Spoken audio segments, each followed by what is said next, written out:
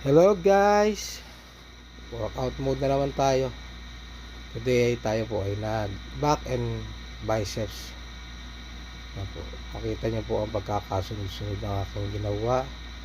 Una po yun yung lat pull down, saka tayo na wide grip, easy marker.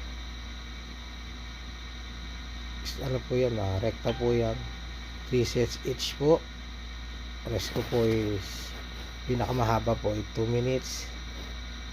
Saka tayo nag-close after no. Yan po yung second variation po natin.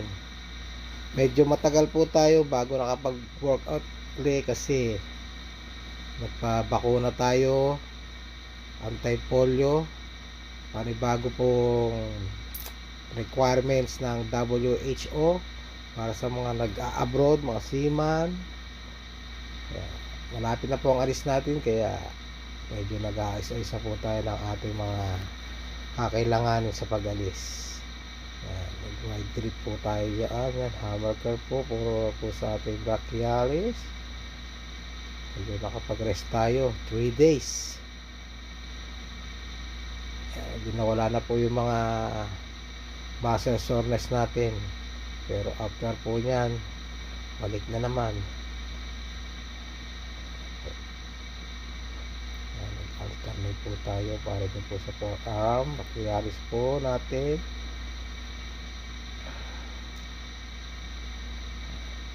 Sige tayo di machine.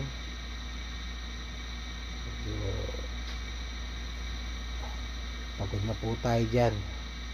Halos 8 reps na lang po nagagawa natin. Concentration na tayo. Yan. Very pong variation.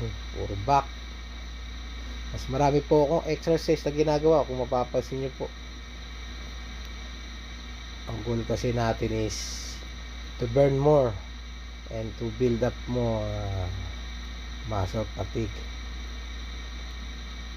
at endurance. Kaya may minsan ang ating pero ang rest naman natin, maayos naman po lagi ang rest natin. Kakatulog naman tayo ng 7 to 8 hours per day. Pero pag nasa barko na po, yan po mahirap. Gawa po tayo ay duty.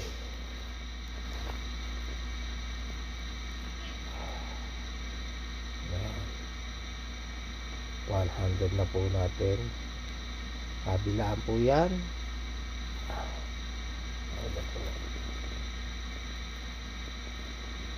Saka tayo na machine picture curve.